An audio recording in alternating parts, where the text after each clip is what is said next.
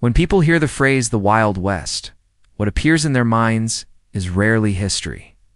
It is imagery. A dusty main street, wooden buildings leaning slightly forward, a lone man in a wide-brimmed hat standing still, one hand hovering near his gun, silence, then a shot.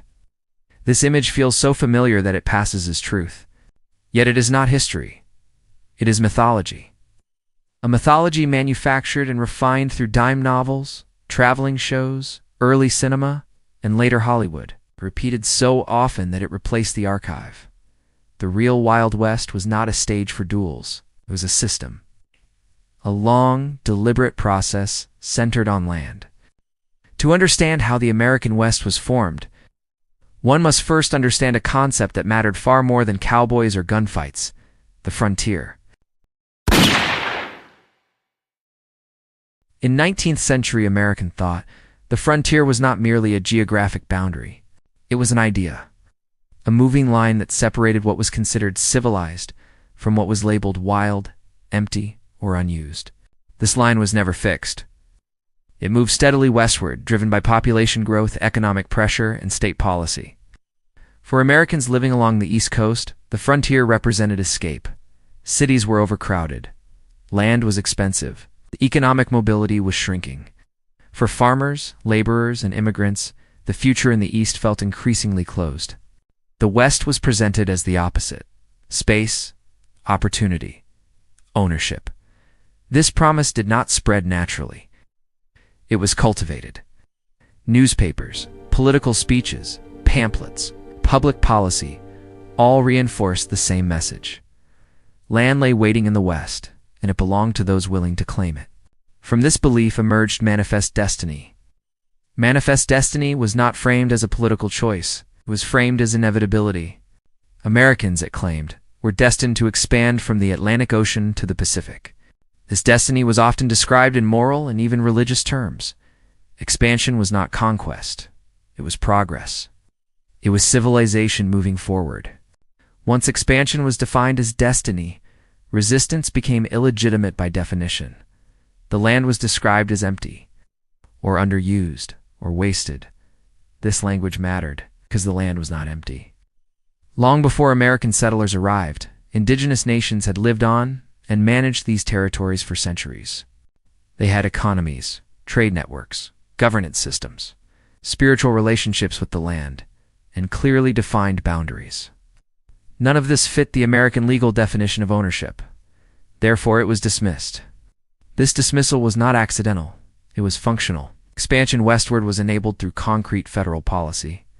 Land laws offered settlers acreage at minimal cost, sometimes free, provided they occupied and worked it. These policies triggered one of the largest internal migrations in modern history. Families packed their belongings into wagons and moved west. They were not adventurers chasing legend. They were ordinary people chasing survival. The journey was slow and brutal.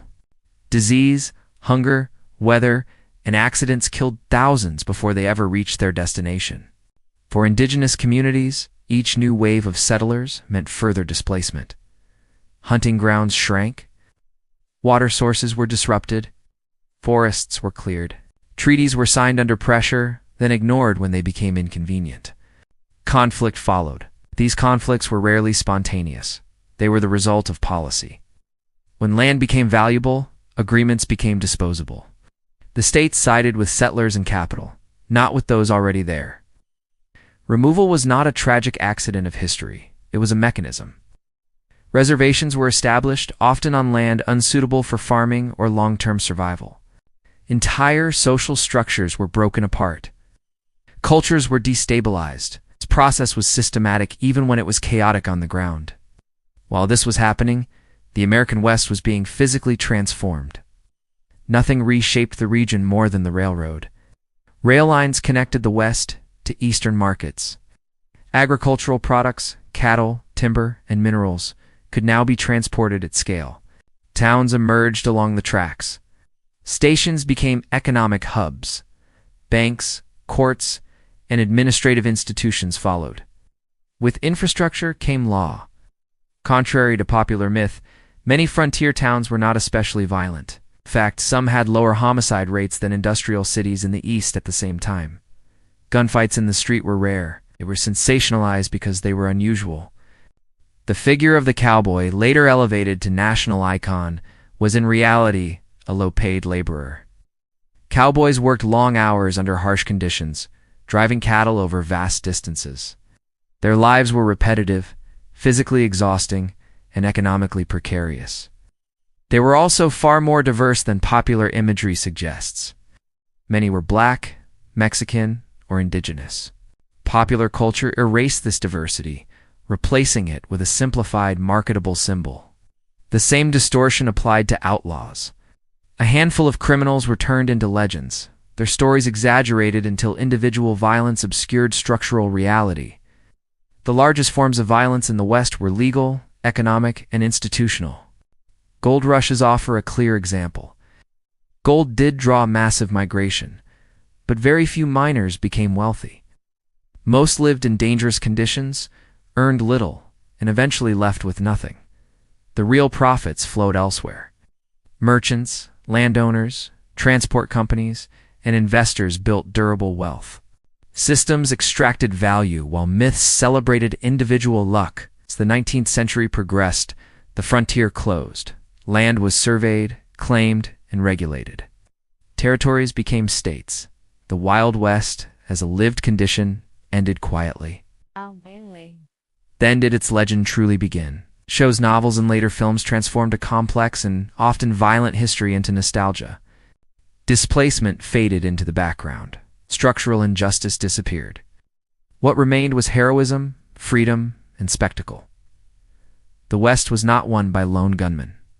It was won by paperwork, by rail schedules, by land deeds, by policy.